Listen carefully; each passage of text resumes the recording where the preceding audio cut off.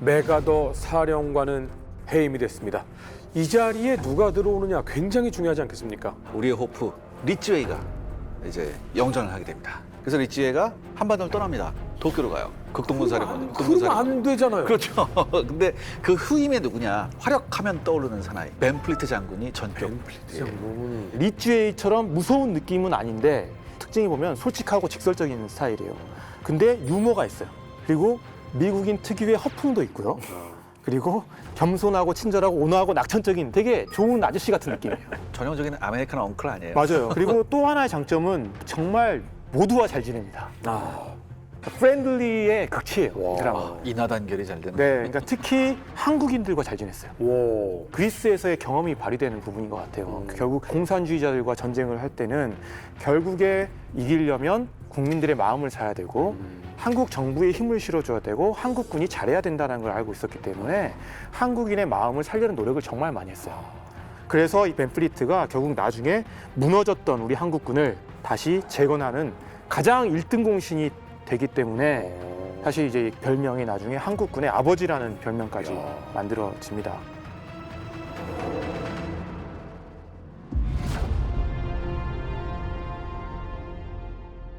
근데 이제 항상 모든 일에는 바람이 이제 부는 법, 좀 걸림돌이 되거나 이런 사건은 없었습니까? 사실 이분이 걸림돌이 될 게 전혀 없었는데 유일한 한 가지 걸림돌이 됐던 게 리츠웨이와의 관계였습니다. 왜요? 리츠웨이 장군은 한국에 올 때 메가더 장군의 정권을 받고 왔잖아요. 그렇죠. 근데 이분 같은 경우는 8군 운용의 정권을 받지 못했어요. 그리고 계속 유엔군 사령관 리츠웨이 장군이 계속 작전에 간섭을 합니다. 근데 여기에는 여러 가지 이유가 있지만 리츠웨이 장군이 본인에 대한 확신 자체가 워낙 넘쳤던 사람이기도 했고 특히 벤플리트랑 가까운 사이가 아니었기 때문에 벤플리트가 누군지 잘 몰랐던 부분이고 본인이 직접 원했던 8군 사령관은 또 다른 인물이 있었어요. 아무래도 같은 공수부대 출신들, 같은 경험을 했던 본인과 어떤 전술관이 비슷한 사람들을 찾았기 때문에 벤플리트 낙하산 아니야? 약간 이런 느낌이었던 것 같아요. 자기가 낙하산 탔으면서 낙하산 아니야. 그래서 아마 못 믿었을 거다. 그리고 또 하필 벤플리트 장군이 2년 선배잖아요. 그럼요. 내가 껄끄러운 부분도 있죠, 아무래도. 예, 물론 내가 밑에 있으면 맞습니다. 리츠웨이 장군이 생각했던 벤플리트에 대한 평가는 나중에 바뀌게 됩니다. 근데 그럼에도 불구하고 계속 간섭하고 통제하려고 했는데 그런 의미에서 리츠웨이 장군이 도쿄에서 한국을 자주 옵니다. 그리고 벤플리트가 제안했던 어떤 그런 과감한 작전 이런 것들을 계속 못하게 해요. 근데 벤플리트가 그럼에도 불구하고 소신을 저버리지 않아요. 이분이 할 말은 해요. 또 그냥 성격에서 나온 것도 있지만 사실 이후의 스탠스가 되게 중요한 게 리츠웨이는 참모총장을 바라보고 있는 사람이에요. 그러니까 정치에도 신경을 써야 되고 다양한 것들 다 고려해야 되는데 벤플리트는 딱 한국에 올 때 어떤 생각을 하고 들었냐면 이게 내 군생활의 마지막이구나. 그럼 나는 정말 이것만 나의 소신대로 한번 제대로 해봐야겠다. 이런 생각이 있었기 때문에 휘둘리지 않고 본인이 하고 싶은 부분을 하면서 했다라는 부분인 것 같습니다. 그리고 벤플리트 같은 경우는 결국 리츠의 이런 통제나 이런 부분을 어떤 걸로 만회를 하냐면 부하들을 자기 편으로 만듭니다. 사실 이때 이제 벤플리트의 부하는 리츠의 사람들이었잖아요. 그렇죠. 근데 오히려 벤플리트가 인정해주고 신뢰해주고 잘한다 해주니까 한마디로 이 부하들이 벤플리트를 존경하게 됐고 벤플리트를 위해 충성을 다하는 벤플리트의 군대로 만들어버리는 거예요. 오셀로군요. 벤플리트가 한번 가니까 다 뒤집어지는군요. 맞습니다. 그리고 이게 군인들뿐만 아니라 미국 대사였던 무초잖아. 아니면 한국의 이승만 대통령이나 한국군 지휘관들까지도 잘 지내니까 게다가 또 싸움도 잘하잖아요. 그럼 리츠웨이도 점점 인정을 하게 됐고 벤플리트에 대한 통제가 줄어들게 되죠. 그런데 결국엔 제가 봤을 때 결론적으로 이야기하자면 처음부터 이러한 통제는 크게 문제가 되지 않았다. 왜냐? 기본적으로 둘 다 이 전쟁을 이길 수 있다는 생각에서 공유를 했었고 더군다나 공산군과 어떻게 싸워야 될지를 너무나 잘 알고 있었다. 그러니까 전술관이 일치했다는 겁니다. 벤플리트는 리츠웨이보다 더하면 더했지 절대 못하지 않은 공세적 성향을 가지고 있었던 인물이었기 때문에 이건 바로 화력으로 공산군을 때려잡겠다. 이런 말씀을 드리는 건 벤 삼촌이 친근해서 너무 존경했었는데 화력 덕후시라면 도대체 어느 정도 화력을 좋아하셨길래? 이분이 사단장으로 있을 때 아주 유명한 전투가 하나 있습니다. 45년에 독일군의 아르헨느 공세 당시에 반격을 하면서 룩셈부르크에 니더반파라는 마을이 있었는데 거기에 독일군 1개 대대 정도가 방어를 하고 있었습니다. 그런데 미군이 압도적으로 병력 우세에 있지만은 불필요한 희생을 줄이기 위해서 그냥 단순하게 총 14개 대대 포병을 동원해서 독일군 1개 대대를 대포를 쑥대밭을 만들어 버립니다. 그래서 독일군이 일자 사격 2번 얻어맞고 바로 그냥 백기를 들고 항복해 버립니다. 그래서 이때 미군의 피해는 부상자 4명밖에 없었습니다. 그래서 이분이 이제 8군 사령관에 부임한 다음에 브리핑을 받아 보니까 상황이 좀 묘한 겁니다. 우선 중공군이 병력도 많고 미군보다 대포도 많습니다. 대포가 적었어요? 예. 5차 공세 준비하면서 2,000문을 예. 끌고 왔다고 했지 네네네. 않습니까? 수적으로는 예. 잠시 역전이 됐죠. 수적으로는 우세하지만 네네. 수적으로는 열세입니다. 그런데 여기 벤플리트 장군의 해결책은 단순합니다. 뭐 포가 모자라면 포탄을 많이 쏘면 되겠네. 이하 부대들 순시하면서 지휘관들에게 강조합니다. 절대로 병력을 희생하려 하지 마라. 포탄을 많이 쏴라. 탄약 사용 제한량을 철폐하겠다. 이렇게 명령을 내립니다. 저희 지평리에서도 배웠지만 이 군에서 쓸 수 있는 탄이 뭐 하루에 몇 발 이렇게 네, 어느 정도 그렇죠. 정해져 있는데 네. 벤플리트는 그 제한 풀 테니까 마음껏 쏴. 예. 그러면 이른바 나중에 벤플리트 탄약량이라고 알려지는 포 1문당 사격량 규정을 만드는데 이건 뒤에 말씀드리겠습니다. 얼마만큼 늘렸길래 벤플리트 사격량이라고 정했을까? 예. 이른바 영혼까지 끌어모아서 중공군은요 100만, 이 북한군까지 합해서 130만 대군이 지금 진지를 꾸리고 있고요. 벤플리트 장군은 모든 탄을 소모해서라도 적군을 쑥대밭으로 만들어라라는 작전을 세웠습니다. 심중령님의 진짜 브리핑 들어보겠습니다. 네. 중공군 같은 경우는 100은 아니지만 사실 이 순간만을 기다렸죠. 네. 어떤 의미냐면 장기전을 각오하고 있지만 정말 단기전으로 네. 끝낼 희망이 이 지금 공세에 달려 있는 거예요. 그렇죠. 이 희망이 여기에만 있는 거예요. 그래서 표면적인 어떤 그런 목표는 뭐 상륙작전도 맞고 다시 이 전쟁의 주도권을 되찾자라고 했지만 사실상 이 공세를 통해서 뭔가 진짜 해야 됐다는 상황인 거고 그렇기 때문에 구체적으로는 한 5개에서 6개의 사단 정도를 우리가 선멸하고 네. 그다음에 서울까지 한번 빼앗아 본다면 아, 우리에게도 좋은 조건의 휴전을 제시하지 않을까 희망의 회로를 엄청나게 굴렸던 구멍을 뚫고 후방으로 내려가면 적진의 방어 라인이 뒤로 확 밀리겠지. 그렇습니다. 근데 이렇게 해서 수적 우위는 확보했지만은 문제는 물론 심각히 있었어요. 이 중에서 새로 들어온 19병단과 3병단 중에서 3병단은 지휘관들도 문제가 있었습니다. 맞습니다. 예. 이게 3병단은 원래 있던 부대가 아니라 여러 병단에서 차출한 부대들이 예비로 있다가 들어가기 전에 3병단으로 조직했는데 급조됐군요. 네, 급조돼 갖고 이걸 잘 통솔하기 위해서 중공군 내에서 상당히 명장이라고 불리는 이제 천공을 갖다가 여기 사령관으로 임명을 해서 가라 이렇게 합니다. 그런데 우리에겐 참으로 다양하게도 네. 이 천공이 그때 병이 나갖고 오. 들어눕습니다. 그때 천공이 뭐 하고 있었냐면은 원래 베트남에 가서 맞아요. 호치민에 이 자문을 해주고 있었는데 저 남쪽 갔다가 이제 다시 북쪽으로 왔다 갔다 하는 와중에 기억나지? 이제 곧장 들어오질 못해요. 그래서 부사령관이던 왕진샨이 대행을 왕진샨. 했는데 왕진샨은 아무래도 천공에 비해서 이제 한 수 좀 아래 지휘관이었습니다. 네. 그래서 기량이 좀 떨어졌고요. 그리고 그 밑에 하급 지휘관들의 자세도 문제가 있었어요. 이 처음에 13병단 지휘관들 보면은 절대로 오버하지 않았잖아요. 굉장히 적에 대해서 어느 정도 존중감을 갖고 있고 그치, 객관적인. 우리의 약점까지 다 인정을 하면서 우리의 강점을 최대한 살리는 방향으로 펑떠와의 말을 잘 따랐다면은 그렇죠. 이제 새로 들어온 19병단, 3병단 지휘관들은 주로 국민당군들 중에서도 좀 약한 병력들을 상대하다 보니까 미군과의 전혀 경험 없는 거. 그래서 약간 기고만장한 지휘관들이 많았습니다. 그리고 앞에 들어왔던 야 13병단 애들 걔들 엄청 승리했단다 얘기를 들으니까 별거 아닌가 보네 하면서 다들 좀 약간 자신감 뿜뿜한 이러면 상태로 왔어요. 우리가 더 잘할 수 그렇죠. 있어. 네. 우리 내 차례인가? 뭐. 야 이제 내가 좀 전공 세워야겠는데 하면서 정신 자세가 좀 문제가 있었습니다. 미국을 되게 과소평가했다는 거죠. 네. 네. 거기에 보급 문제도 여전히 심각했어요. 보급이 물론 많이 개선이 됐긴 했습니다. 그래서 이 당시 4월 초 기준으로 식량을 갖다가 3천만 근을 집적을 해놨습니다. 저는 뭐 계산 물어도 네, 3천만 근 하면은 어마어마한 거잖아요. 어마어마하다고 생각되잖아요. 근데 이거 환산해 보면은 톤으로 바꿔보면은 중국 한 근은 500g이거든요. 그래서 이게 15,000톤이에요. 15,000톤. 아니 근데, 근데 병력이 입이 몇 지금 개야? 병력이 100만 명이 왔죠. 130만. 입이 100만 개니까 나눠보면 인당 15kg밖에 안 돼요. 그러니까 저게 기껏해야 2, 3줄 못 가는 분량이라고요. 그래도 많이 개선됐네요. 그전에는 일주일도 못 갔는데. 3일 갔죠 그때. 식량이 그나마 좀 나은 거고 탄약은 아무리 노력을 해도 크입니다. 전시 소모량 기준, 그 기수라고 하는데 그걸로 해서 3일분에서 5일분 정도밖에 비축을 그러면 못했어요. 공세 한 번에서 두 번 사이 정도밖에 안 돼요. 네, 그래서 장기 공세를 할 역량은 아직 안 되는 거예요. 특히 문제가 화력이 어느 정도 채워졌지만 유엔군에 비해서 부족하다 보니 여전히 병력의 운용 임무가 중요했다. 네. 근데 사실 이게 문제예요. 지금까지 계속 해왔잖아요, 그렇게. 네. 그러면 이제 우리 유엔군 입장에서도 어때? 그게 너무 길이 보이죠. 보이죠. 그러니까 결국은 너무 빤한 겁니다. 네.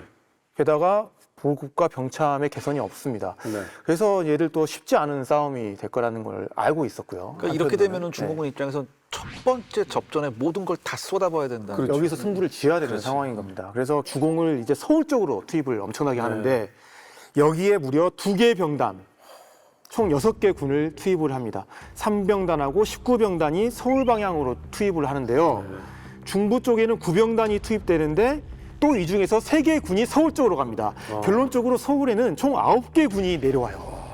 여기에 사실 북한군도 하나 또 들어오니까 거의 10개 군단이 서울을 지향했다라고 보면 되고 중부에는 이제 9병단, 총 5개 군이 있는데 2개의 군이 투입이 돼서 전선을 분할하는 역할을 또 했고 동부 쪽에는 북한군 2개 군단이 이제 투입이 돼서 결국 사실상 각 지역에서 각각 포위 섬멸을 하겠다라는 개념으로 작전을 수립을 했습니다. 이 부분을 굉장히 중요하게 보셔야 되는데요. 1차 공세나 2차 공세 같은 경우는 이 야전군 단위의 대규모 기동을 통해서 한쪽 축이 후방을 확 끊고 전체를 갖다가 포위하는 뭐 이런 식의 대담한 작전을 시도했었는데 이제는 유엔군의 화력을 비춰봤을 때 그리고 아군의 숙련도를 비춰봤을 때 그런 대기동을 하긴 쉽지 않다.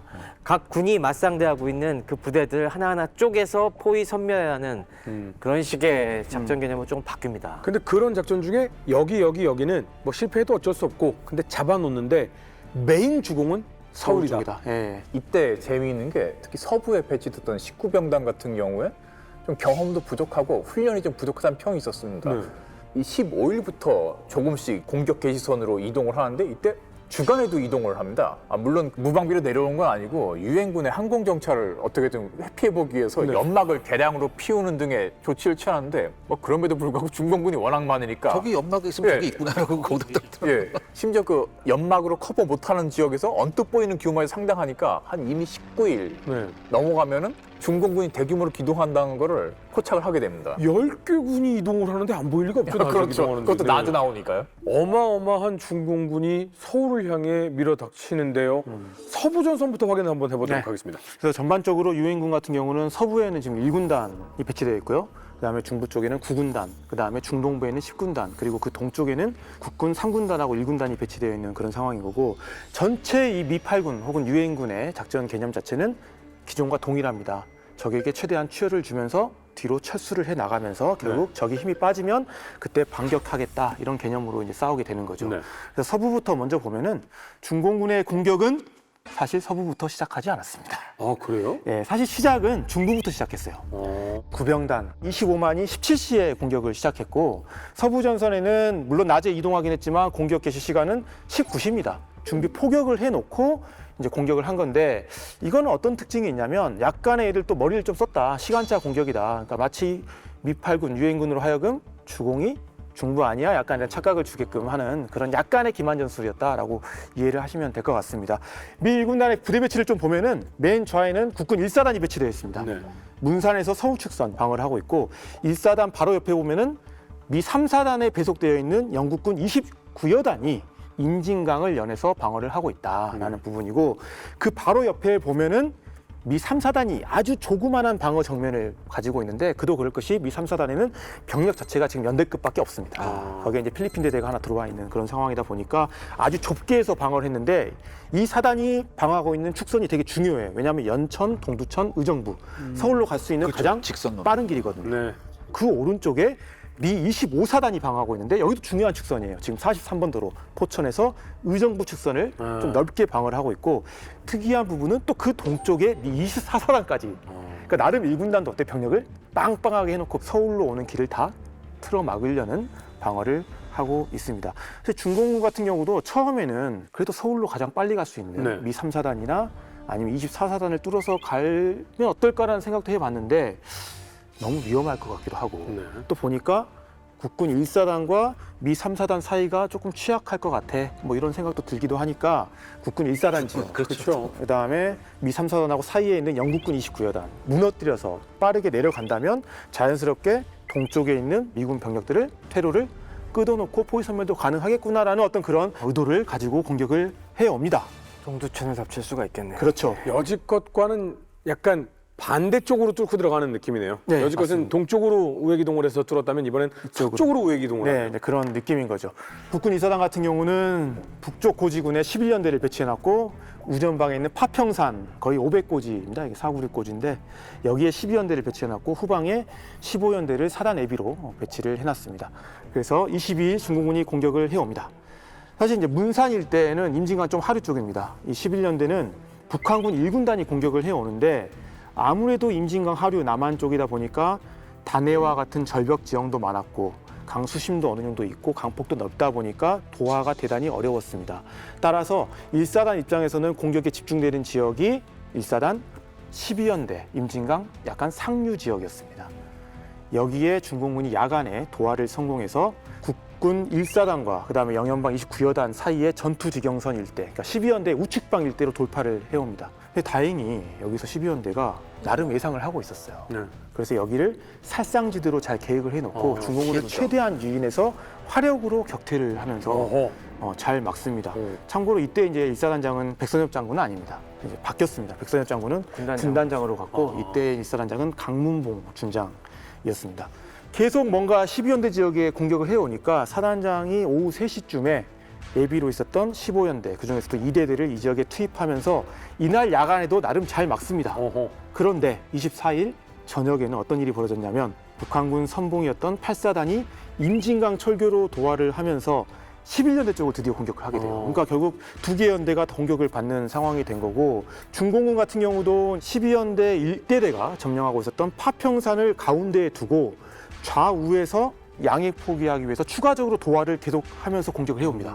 근데 그러다 보니까 25일 오후까지 이 일대에서 뺏고 뺏기는 공방전이 계속 펼쳐지게 됐고요. 상황이 악화되고 있었습니다. 그러다가 결국 25일 정오 철수 명령을 받게 돼요. 그래서 뒤에 라인이었던 델타선으로 철수를 하게 됐고 딱 계획된 철수였죠. 네. 생각해 보시면은 3차 공세 때 1사단 전선이 무너져서 그냥 145태로 이어진 걸 생각해 보면은 그만큼 우리 국군의 전투력이 향상이 됐다는 거, 네. 그리고 유엔군 전체의 화력 지원이 그만큼 조직화됐다는 걸 확실히 느낄 수가 있죠. 맞습니다. 네. 결국 중요한 거는 1사단이 중공군에 의해서 쉽게 무너지지 않고 네. 3일 동안 여기서 저지를 했다. 네. 영상군을 저지하면서 역할을 전체 다 했는 어떤 군단의 작전에 크게 기여했다라고 좀 이해를 하시면 될 것 같아요. 그다음에 굉장히 그 질서 있는 철수를 했다. 그렇습니다. 네. 이 정도라면 작전대로 되고 있어. 이런 네. 느낌. 네. 저희가 축차 방어선을 구축해놓고 밀고 들어오는 적들을 막아서다가 힘이 빠질 때 다시 팡 하고 치고 올라간다. 저희 계획대로 돼가고 있는 거거든요. 맞습니다. 그런데 걱정이 되는 게 국군 다음으로 노렸던 곳이 영연방 29여단. 네. 여기는 어떻게 됐습니까? 여기는 중공군 63군의 타깃이 됐던 지역이고요. 영연방 29여단은 4개 대대인데 이제 임진강을 두고 방어한다 그랬잖아요. 근데 이 폭 자체가 11km예요. 4개 대대가 11km를 완전히 손에 손잡고 방어하기는 쉽지 않습니다. 너무 멀죠. 그러다 보니까 어떻게 방어를 하냐면 여러 지역에 흩어져서 주요 전술적 요충지를 방어하는 나름 종신 방어를 하려는 그런 스타일로 하다 보니까 사실 각 부대들이 하나하나 고립되기 쉬운 위치에 있었다라는 부분인 것 같아요. 그래서 사실 여기 있는 모든 지역에 동시에 중공군이 들어닥쳤지만 네. 가장 먼저 볼 부분은 가장 위에 배치되어 있던 그 임진강 북쪽 너머에 금굴산을 방어하고 있었던 벨기에 대대입니다. 벨기에 대대가 부분이 남쪽에 있는데 네. 이때는 딱 북쪽에 네, 막 튀어나와 있었어요. 그래서 임진강 북안에 있었어요. 근데 그 이유는 이 지역이 남쪽과 동서를 잇는 도로 자체를 감지할 수 있는 중요한 요충지에 있었기 네. 때문에 사실 이 지역을 그냥 아무 방어를 하지 않고 내준다면 3, 4단의 주 보급로가 차단될 수 있거든요. 그렇기 때문에 임진강 북쪽이지만 부대를 하나 배치를 해놓고 사실 군공군 공세 오기 전부터 이 지역은 아주 강력한 방어 진지를 구축해 놓고 있던 그런 상황이었습니다. 하지만 중공군 일부가 거기를 우회해서 오히려 적이 257고지를 뺏기게 되거든요. 네. 그러다 보니까 어떤 문제가 생기냐면 저 임진강 북쪽에 있었던 벨기에 대대의 퇴로가 차단되는 겁니다. 네. 그러니까 이제 대대장 크라헤이 중령 같은 경우는 철수를 요청을 하죠. 그런데 29여단 장이었던 브로리 중장은 지금 상황이 여의치 않다. 네, 우리 앞 지키기도 바쁘다. 네, 그러니까 철수로 확보를 요청을 했는데 너희 지원해줄 병력이 없으니까 어찌됐든 미 3, 4단도 지금 빠져야 된다, 뒤로. 전국적으로 가야 되니까 그때까지만 너희가 좀 시간을 벌어달라. 중공군을 최대한 거기서 잡아달라라고 하면서 진지 고수 명령을 내리게 되죠. 딱 이 소식을 듣고 미 3, 4단장 같은 경우는 좀 미안하잖아요. 그렇죠. 그래서 이제 소울 소장 같은 경우는 사단 예비 일부를 벨기에 대대로 이제 보냅니다. 지원해주기 위해서 보냈는데 여기서 중공군의 저항이 매우 완강해서 결국 전차 1개 소대만 통과해서 벨기에 대대로 진입을 해요. 그리고 이제 다음 날 23일인 17시 반 정도가 돼서 이제 드디어 철수를 하게 됐습니다. 왜냐하면 3, 4단이 전국까지 잘 내려왔거든요. 네, 그래서 시간을 잘 벌었죠. 네, 철수를 하는데 이때 이제 근접 항공 지원도 있었고 포병 화력 지원도 있었고 되게 운이 좋았던 게 아까 전차가 들어갔다 그랬잖아요. 네. 그러니까 나름 보전 협동으로 철수를 하게 됩니다. 그래서 대대가 차량으로 동두천을 경유해서 밑으로 쭉 내려가면서 다시 배치를 하게 돼서 거의 무사히 철수했어요. 무사히 철수를 했습니다. 그리고 한편 영국군 29여단의 주력 같은 경우도 벨기에 대대가 공격받은 그 시간에 이미 중공군의 공격을 받고 있었습니다. 네. 감악산을 두고 전방에는 글로스터 대대가 있었고요. 감악산을 두고 우전방에는 푸실리어 대대가 이렇게 배치되어 있는 그런 상황인 건데 감악산 전방에 있던 글로스터 대대가 결사적으로 저항합니다. 물론 피해가 계속 누적되긴 했지만요. 그리고 우전방에 있던 푸실리어 대대는 되게 이제 고전을 펼치게 됩니다. 그리고 아까 제가 이야기했다시피 지중대가 257 고지도 내주잖아요. 그러면서 이날 밤에 되게 힘든 싸움을 계속하고 있는 상황이었지만 그래도 막아냈다. 어찌됐든. 그러면서 이제 해가 뜹니다. 그러니까 다시 항공 폭격이 시작이 됐고 중공군 공격도 이제 소강 상태로 빠지게 됐죠. 그리고 이 틈을 타서 글로스터 대대가 더 이상 여기서 지키기는 힘들기 때문에 조금 더 뒤로 물러나서 우리가 3.14 고지에서 다시 방어 진지를 만들자라고 하면서 이때 뒤로 물러나서 이 3.14 고지 부근에서 재편성을 하게 됐고요. 푸실리어 대대는 아까 지중대가 257 고지를 잃었잖아요. 네. 그래서 이거를 탈환하기 위해서 역습을 합니다. 오. 그런데 실패하게 돼요. 그러니까 미 3, 4단 같은 경우도 예비 부대였던 7년대 1대대를 투입해서 다시 역습을 하는데 또 실패를 합니다. 그리고 중공군 같은 경우도 바로 그날 밤에 뚫릴 줄 알았어요. 근데 안 뚫리고 계속 감악산을 점령하는 게, 왜냐하면 감악산이 이 일대에서 가장 중요한 요충지거든요. 네. 근데 이거를 점령하는 게 계속 지연되니까 예비 사단까지 투입해가지고 이제는 23일 자정에 감악산의 좌정방에 있었던 글로스터 대대를 집중적으로 공격하게 됩니다. 그러니까 이제 글로스터 대대는 중공군의 파상 공격에 밀려가지고 3.14 고지를 내주게 됐고 다시 뒤에 있는 235 고지까지 쫓겨나서 여기서 다시 집결해서 여기서 우리가 어떻게든 막는다고 하면서 사주 방어 진지를 편성하게 됐고요. 퓨질리어 대대 같은 경우도 공격에 철수하게 돼서 결국 후방에 있었던 그 송산리 쪽이죠. 저기에 있는 얼스터대의 후방으로 가서 철수를 하게 됩니다. 그러니까 결국에는 이렇게 되다 보니까 감악산이 중공군의 손으로 수중으로 감악산이 들어가게 되는 뚫려서 거죠. 네. 넘어갔죠. 네, 이렇게 보면은 우리 일사단이 얼마나 잘 막았는지를 알 수가 있는 거죠. 맞습니다. 네. 네. 지금 이 상황이 딱 보시면은 얼스터 대대 하니까 기억나시죠? 네. 퇴각하면서 불미지 마을 통과하고 거기에 통과하다가 매복에 걸려갖고 엄청난 피해를 입은 얼스터 대대 여기서 좀 재편성해갖고 들어왔는데 또 여기서 큰 위기에 빠진 겁니다. 그래갖고 이 당시에 당장 미 8군에서 난리가 났어요. 왜냐하면은 이게 정치적 문제가 걸려 있었습니다. 당시에 사실 미국과 영국 그 당시에 좀 갈등이 있었어요. 하필 우리 영국군을 후비대로 남겨갖고 그렇게 큰 피해를 입게 하냐. 영국 정치권에서 말들이 좀 나왔었거든요. 그래도 그때는 어떻게 봉합을 했는데 또 지금 우리 영국군이 후비대로 있다가 다 당하게 생겼다고 하니까 이게 여기서 만약에 진짜 큰 피해를 입게 되면은 정치적인 곤란한 문제가 생길 수가 있어서 미 8군 사령관 우리 벤플리트 장군까지 다 날아와갖고 야 이거 영국군 이거 전면하게 절대 놔두면 안 돼. 동료애들 발휘해서 무슨 일이 있어도 영국군 구해와. 닥달을 합니다. 근데 상황이 좋지 못했습니다. 특히 24일 새벽에는 아까 혼자 이렇게 남겨져 있었던 글로스터 대대가 중공 63군에게 사방이 포위되게 돼요. 네. 왜냐하면 감악산을 뺏겼고 뭐 퓨질리어든 얼스터든 한참 뒤에 내려가 있잖아요. 그러다 감악산으로부터 해서 바로 뒤쪽에 네. 마을을 차단하는데 그 마을의 이름이 바로 설마리였습니다. 맞습니다. 예, 이쪽에서 결국에는 중공군이 글로스터 대대를 이제 포위를 해버린 거죠. 그래서 24일 날 7시 30분 정도에 29여단이 아까 뭐 닥달을 하고 있고 이런 부담감이 있는 상황에서 29여단이 글로스터 대대 구출을 위한 작전을 하는데 예비대로 있었던 필리핀 10대대 그다음에 영국군 8전차대대, 시중대까지 투입을 해서 보전 협동으로 이걸 뚫기 위해서 공격을 합니다. 그래서 글로스터 대대가 있었던 2, 3호고지 남쪽 한 5km까지 왔어요. 네. 근데 중공군에게 막힙니다. 특히 이제 그 사기막고개라고 하는데 이들을 이쪽 도로 폭이 되게 협소했거든요. 네. 근데 이 뚫기 위한 연결 작전을 하기 위한 부대의 선두에 섰던 전차가 영국제 센츄리온 전차였습니다. 근데 이게 통과를 못하는 거예요. 그러다 보니까 보전 협동을 할 수 없고 또 보병만 가다 보니까 결국에는 뚫지 못하고 공격이 돈자돼 버리죠. 네. 근데 사기막고개가 탱크 한 대가 지나가지 못할 정도로 좁아요? 그렇습니다. 그 당시에 지금 저 지도에 나오는 저 도로라는 것이 우리 옛날에 보면은 정말 1차선 정도 폭밖에 안 되는 그 비포장 도로, 그리고 중간중간엔 그냥 조금 무너진 데들도 있고 수풀이 우거져 갖고 그거 해치고 가야 되는 거기 때문에 조금만 폭이 넓은 이런 전차가 밀고 들어가다가 옆에 막 걸리기 일쑤죠. 그러니까 여기서 이제 센츄리온 전차 얘기를 조금 해야 되는데 영국은 예로부터 괴랄한 전차를 괴랄한 무기를 만들기로 굉장히 많은 걸 만들었죠. 그렇죠. 왜 이렇게 만들었지? 이런 게 굉장히 많았어요. 하지만 이 센츄리온은 달랐습니다. 이 센츄리온은요, 영국 전차의 금자탑이라고 불립니다. 이게 굉장히 우수한 전차예요. 이게 왜 만들었냐? 사실 영국이 2차 대전 내내 미국한테 전차 얻었었거든요. 네. 그러다가 얻었었는데도 결국에는 또 누구한테 얻어맞습니까? 또 독일군 맹수 전차한테 얻어맞아요. 그래서 독일 놈들의 맹수 전차를 제압할 수 있는 강력한 전차를 만들다 그래서 이게 사실 1943년부터 만들었어요, 요거를. 이게 막 만들다가 마크 1이라고 해서 센츄리온 전차 초기형이 나왔어요. 초기형이 나왔는데 이게 차체가 45톤입니다. 굉장히 무거웠어요. 현대전차 같다. 네. 근데 45톤인데 엔진은 딸랑 550마력이었습니다. 그럼 속도가 안 나겠네요. 가요? 자, 근데 이걸 생각해 보셔야 돼요. T-34 8호가 32.2톤에 520마력이었거든요. 비슷한 급의 판터가 700마력짜리 엔진을 달았으니까 독일 전차에 비해서 딸렸죠. 게다가 이게 또 연비가 극악입니다. 1리터로 얼마나 갈 것 같습니까? 요 정도. 0.7km? 아유, 너무 많이 쓰셨다. 딱 절반, 350m 갔습니다. 350. 예. 아무튼 이렇게 해서 만들었는데 만들고 나서 보니까 2차 대전이 끝났어요.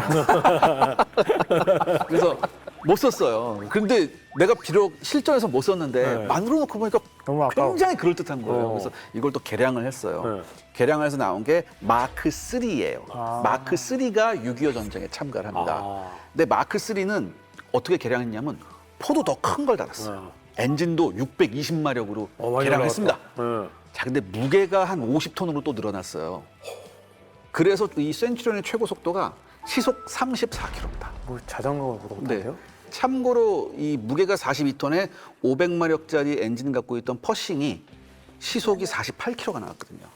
왜 이렇게 차이 나요? 아니 근데 전차가 꼭 최고 속도로 비교할 건 뭐 아닌 것이 네. 최고 속도 달릴 일이 사실 별로 없거든요. 아. 도로에서 평지를 쫙 질주할 때나 최고 그렇죠, 속도가 그렇죠. 나는 거고 덜덜덜덜. 이제 최고 속도를 좌우하는 거는 결국에 기어박스, 트랜스미션의 그 기어비가 중요한데 네네네.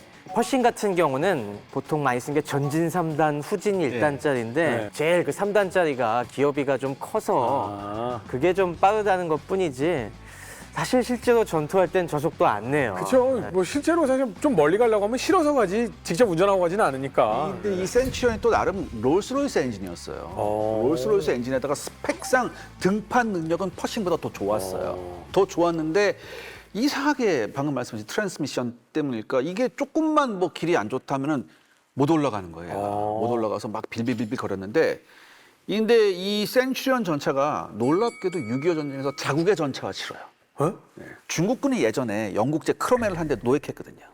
바로 지난번 그 일영송추에 있는 데서 많은 크로멜 전차를 잃었거든요. 그중에 쓸만한 걸 중공군이 가져가서 그걸 다시 굴립니다. 트럭도 못 모는 중공군이 어떻게 또 탱크를 몰았대? 아, 탱크는 다르지 트럭하고 다르지. 놀랍게도 이게 임진강 전선에 나옵니다. 그래서 멀리 임진강 멀리에 적전차가 출현했다 하면서 센츄리온이 포탑을 돌려서 빵 쏴서 명중을 시켜갖고 나중에 봤더니 우리 거야? 우리 거네? 크로멜이다.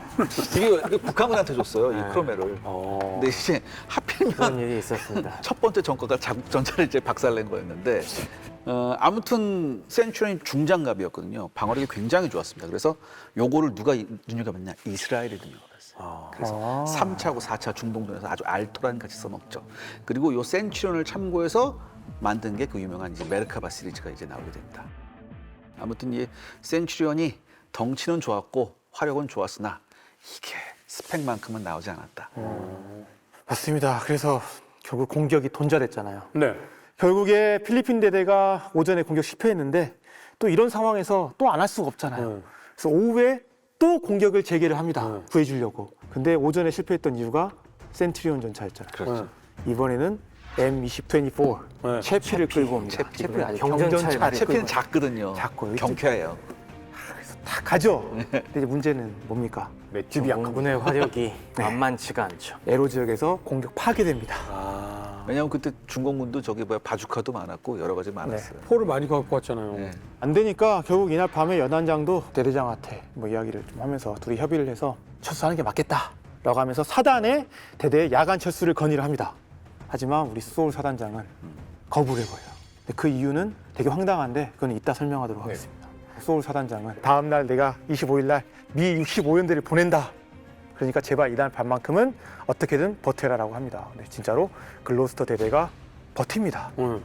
악으로 깡으로 버틴 거죠. 네, 25일이 됐습니다. 25일 아까 1사단 제가 설명할 때 군단 전체가 델타선으로 철수하는 날이었습니다. 명령을 받은 날이었습니다. 하지만 국군 1사단과 미 3사단한테는 아직은 철수하지 말라라고 일단 이야기했어요. 왜냐하면 구해라. 글로스터 대대를 구한 그렇죠. 다음에 가라. 중요하니까요.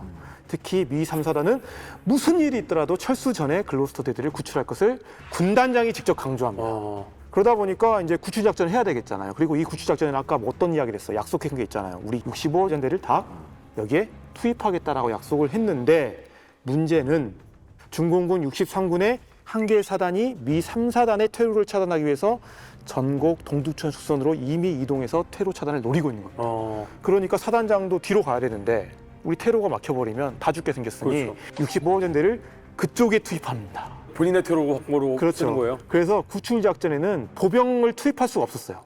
그래서 포병의 화력전과 항공의 엄호하에 64 전차대대와 65연대 전차 중대만 투입합니다. 즉 보전 협동이 아니라 전차만 투입하게 되는 거예요. 전차만 공격해서는 중공군 못 뚫거든요. 그래서 여단장도 딱 그걸 보면서 뭘 깨달았냐면 이건 어차피 안 된다. 그리고 지금 상황을 보니까 우리 여단도 지금 어떻게 중공군한테 퇴로가 막히겠죠. 다 막히게 될 거예요. 그래서 더 지체하면 안 되니까 그래 델타선으로 다 빠지자라고 하면서 철수를 다 결심을 합니다. 그리고 글로스터 대대장한테는 연락을 하죠. 미안하다. 도와줄 수가 없구나. 눈물의 지시를 합니다. 알아서 포위망을 뚫고 나와서 남쪽으로 철수하든지 아니면 그냥 다 항복해도 좋다. 양자 택일의 결정권을 줍니다. 다 항복할 수는 없잖아요. 그렇죠. 당연히 어떻게든 뚫고 가겠다는 생각으로 이 남쪽에 있던 계곡만 통과하면 어디로 갈 수 있냐면 국군 1사단 지역으로 갈 수 있거든요. 그래서 저기를 뚫고 가자라고 하면서 철수 명령을 내리는데 대대장 본인은 나는 부상자와 함께 남겠다. 부상자 내가 케어해 줘야 되니까 군의관 도 남겠습니다. 목사도 철수가 늦어지니까. 네, 제가 기도하겠습니다 하면서 남게 되고 대대장은 중대장들한테 너희가 잘 데리고 철수해달라 뭐 이렇게 하면 가는데 그래서 선두부대로 25일 10시에 A중대가 남쪽으로 이제 뚫고 갑니다. 그리고 마지막 엄호부대인 D중대 같은 경우는 이제 다 가고 나서 남쪽이 되게 막 포성도 막 울리고 하니까 차라리 우리는 북쪽으로 가자. 응? 북쪽이 더 위험해요. 왜냐면 적진이기 때문에. 그러니까요. 근데 북쪽으로 철수를 하게 됩니다. 근데 되게 아이러니한 상황이 발생해요. 남쪽으로 내려갔던 대대의 주력은 다 중공군의 포로가 됐어요. 전부 다. 그런데 오히려 적지역으로 올라갔던 D중대는 탈출에 성공했습니다. 어떻게 탈출했대요? 중공군도 이미 내려와 있었고 차마 그쪽으로 올 거라고는 생각을 안 했던 거죠. 이게 역시 역발상의 힘인데 앞서서 일영 쪽 전투도 마찬가지였습니다. 그 당시 퇴각하던 길로 매너믹 고개를 향해서 곧장 퇴각하던 부대들은 적의 매복에 걸려갖고 다 피해봤는데 그때 중공군도 올 줄 알고 있었기 때문에 예, 그 당시에 일로 가면 사지야라고 해서 일부 부대는 아예 그냥 역으로 창릉천을 따라서 벽제 쪽으로 간 부대들이 있었거든요. 근데 그 부대들은 살아남았습니다. 뚫고서. 마찬가지로 여기도 D중대는 중대장이 야 나가려면은 다 터져서 나가야 되는데 우리 그런 식으로 가다가 다 죽는다.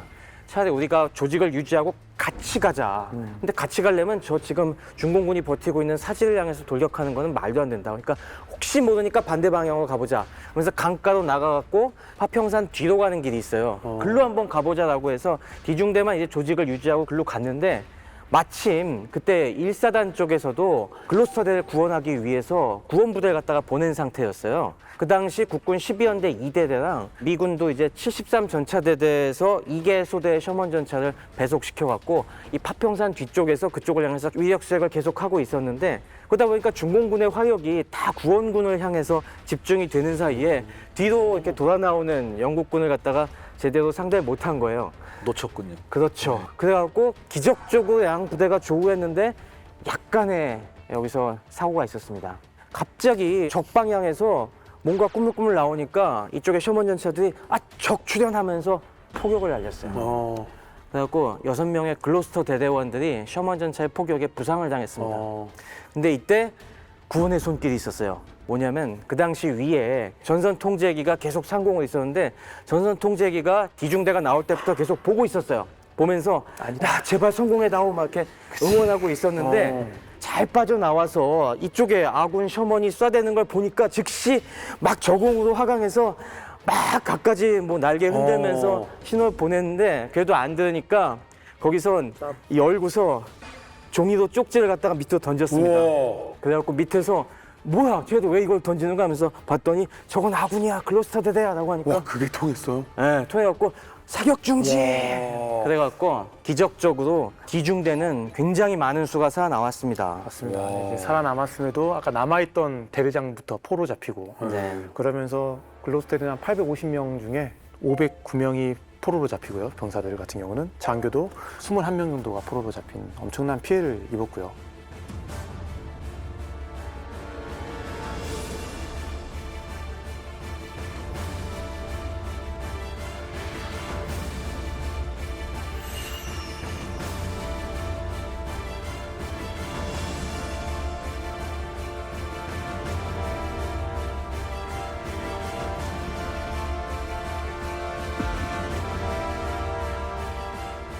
그나마 여기서 중공군을 3일 동안 고착을 시켰습니다. 그래서 나머지 일군단 주력들이 철수하는 시간을 또 벌어준 거죠. 아니 뭐 시간을 벌어준 건 벌어준 건데 사실 퇴각할 수 있었던 시간이 있었잖아요. 네. 근데 왜 남아 있으라고 했던 거예요? 그러니까 아까 제가 잠깐 이야기를 했었는데 네. 24일 날 이제 여단장이 글로스터 대대장과 협의한 이후에 철수를 사단장이 건의했다고 했잖아요. 네. 근데 사단장이 거절했습니다. 근데 왜 거절했을까를 좀 보니까 되게 절망적인 상황이었었는데 여단장이 사단장한테 이렇게 이야기를 합니다. Things are a bit sticky down there 이렇게 이야기해요. 약간 곤란한 상황에 글로스터 대대가 처해 있습니다. 이렇게 합니다. 이게 딱 미군이 듣기엔 별로 약간 곤란하다? 별로 견딜만 한가 보다라고. 네, 대수롭지 않구나. 다음 날까지 버틸 수 있겠구나 이렇게 생각한 거예요. 이게 뭐냐면 영국인의 특징은 진짜 심각한데도 덤덤하게 표현하는 문화가 있는 거고 같은 영어를 함에도 불구하고 미국인은 우리 다 죽겠습니다. 빨리 이렇게 이야기했겠죠. 영국인들 오히려 여기서 자신감, 오히려 자존감. 그냥, 네, 자존감. 그냥 조금 곤란한 것 같아요. 그러니까 사실 속은 엄청 힘든 건데 표현을 그렇게 했다는 거죠. 스티키란 용법이 영국 영어에서는 굉장히 빠져나오기 곤란한 어려운 상황을 말할 때 쓰이는 겁니다. 뭐 끈적끈적하다는. 그러니까 늪에 빠졌다는 거랑 얘기해요. 곤란하다. 뭐. 내가 늪에 빠져서 지금 헤어나오지 못하고 허우적허우적 되고 있다 거의 그 느낌인데 미국은 그런 표현을 안 쓰다 보니까 왜 영국에서는 입에 많이 붙는 것 중에 하나가 bloody 막 이런 얘기도 많이 하는데 bloody hell 막 이러면서. 근데 그런 것 등등에서 사실 좀 다르잖아요 완전히 뉘앙스가 전달이 안 뉘앙스가 되죠. 그렇죠. 네, 화법이 다르고 정말 가장 가까운 두 나라 아니에요. 그렇죠. 이들 사이에도 이런 오해가 생겨서 뭔가 이런 큰 결과가 빚어진 거를 보면은 이런 연합작전을 할 때는 서로 간의 문화를 좀 이해하고 언어를 이게 그래서 국가 간 이해하는 게 연합작전이 힘든 거죠. 예, 굉장히. 필요하다는 거죠. 사실 소통 때문에 이렇게 글로스터 대대가 남고 결국은 이렇게 큰 피해를 입었지만 굉장히 작은 여단이었는데 엄청난 공세를 3일 동안 막아냈습니다. 이거 중공군의 입장에서는 아뜨거라는 상황 아닙니까? 이 글로스터 대대의 분전이 작전적으로도 엄청난 영향을 끼친 게 중공군은 이제 이 지역에서 미 3사단의 1개 연대 그리고 우리 국군 1사단 전체 그리고 또 튀르키예 여단 그리고 영국군 29여단 전체를 섬멸하고자 하는 기대를 품고 있었습니다. 그렇죠. 그런데 글로스터 대대가 이런 병력 열세에도 불구하고 중공군 주력을 오랫동안 붙잡아 두었기 때문에 그러니까 뭐 여단 전체도 아니고 여단에 그렇죠. 소속된 일개 대대인데. 대대에 겨우 1개 대대에 이렇게 중공군이 몇 개 산씩 묶여 있는 동안에 작전 목표를 달성하지 못하게 된 거죠. 더욱 중요한 거는 이 화력이 떨어지는 딱 불의 장막에 중공군의 일개 군을 갖다가 계속 고착시켜 놓고 있었던 겁니다. 그러니까 공격하는 와중에도 계속 어마어마한 폭격을 두들겨 맞으면서 중공군 63군이 어마어마한 피해를 이때 입어요. 그래갖고 이 일대 가막산 일대에서 이미 뭐 전력이 거의 한 30% 가까이가 여기서 손상을 받습니다. 더 이상 제대로 된 군단의 활동을 할 수 없을 정도로. 네. 그래갖고 이거 뭐 일개대대 전멸시키고서 우리 목표의 한 10분의 1도 달성을 못했는데 그렇죠. 힘이 쫙 빠져버리는 이런 상황이 벌어진 한 거죠. 두 개 사단 하나가 없어져 버린 거니까. 여지껏 중공군 참여 이후의 공세 패턴을 여러분들 모두 아실 겁니다. 훅 몰고 들어와서 뒤에 포위 공세를 하면 와르르 무너지면서 뒤로 후퇴를 했던. 근데 지금 이번 공세에서는요. 막아내고 하면서 다음 방어 라인으로 차근차근 물러나면서 화력은 화력대로 쏟아부으면서 적에게 철저한 피해를 입혔습니다. 국군 1사단과 설마리 전투의 분전을 새기며 중부전선으로 한번 넘어가 보도록 하겠습니다. 맞습니다. 이 지역에는 중공군 구병단 2개 군, 40군, 39군, 그리고 중공군의 20군 일부가 미 9군단을 이제 공격하는데요. 사실 이때 여기 중공군의 이 지역에서의 목표는 여기는 주공 아니에요. 4월 공세의 조공입니다. 그래서 이 화천에서부터 가평으로 내려오는 이 축선이 있는데 여기로 신속하게 진출을 하면서 유엔군의 동서를 분할해 놓겠다. 예, 그래서 서로 간의 증원을 차단하겠다. 그리고 주공이 이제 공격 들어가잖아요. 주공을 어떻게 보면 측방을 엄호해주는 그런 역할을 하는 겁니다. 그래서 혹자는 이 부대들이 빨리 내려가서 한강 이남까지 내려와서 뭐 테러 차단할 수 있지 않느냐 이런 이야기를 많이 하시곤 하는데 제가 봤을 때 중공군이 처음부터 그들의 능력을 알고 있었기 때문에 거기까지 고려했다라는 것은 사실 좀 동의하기는 쉽지 않습니다. 다만 정말 잘 되면 했을 수도 있겠죠. 하지만 처음부터 거기까지 노렸던 것은 아닌 것 같습니다. 네. 이게 30부군, 40군 사실 부대들은 기억하시겠지만 원래 13병단으로 들어온 부대였어요. 근데 이제 그동안 여러 격전을 치르면서 많이 닳고해져갖고 덜 치열한 쪽으로 가 있어라고 해갖고 구병단 소속으로 지금 전속이 돼 있던 상황이었죠. 그렇습니다. 그래서 이 부대들 상태 자체가 이렇게 좋지 못한 걸 알고 있었기 때문에 글쎄 이렇게 대규모 종심 기동을 노린 건 아니었어요, 사실. 네. 그래서 전반적으로 유엔군 같은 경우는 좌전방에 국군 6사단, 우전방에 미1 해병 4단, 그리고 후방에는 영국군 27여단이 군단 내비로 있었어요. 그래서 원래 이들이 했던 건 뭐냐면 반격을 해왔잖아요. 네. 그래서 와이오밍 선이라는 그 돈플리스 뭐 네. 이야기하면서 나왔던 그 선을 목표로 공격을 하다가 지금 중공군의 공세를 막게 됐던 거고 당연히 중공군은 공격 집중 대상을 국군으로 잡았겠죠. 6사단으로 잡게 됩니다. 그런데 이때 국군 6사단은 국군에서 잘 싸우는 사단으로 특히 1사단과 함께 평가를 받았던 사단이었고 하지만 중공군의 포격과 함께 시작된 이 공세에 6사단이 마치 그전에 있었던 온정리에서의 트라우마가 생각나듯 무질서하게 철수해버리고 맙니다. 그래서 중공군이 여기서 또 썼던 게 뭐냐면 전면 압박을 가하면서 침투 전술, 포위 기동 뭐 이런 걸 하니까 6사단이 또 안 돼요. 근데 또 하필 여기서 6사단을 공격했던 부대가 누굽니까? 그 온정리 전투에 40군이잖아요.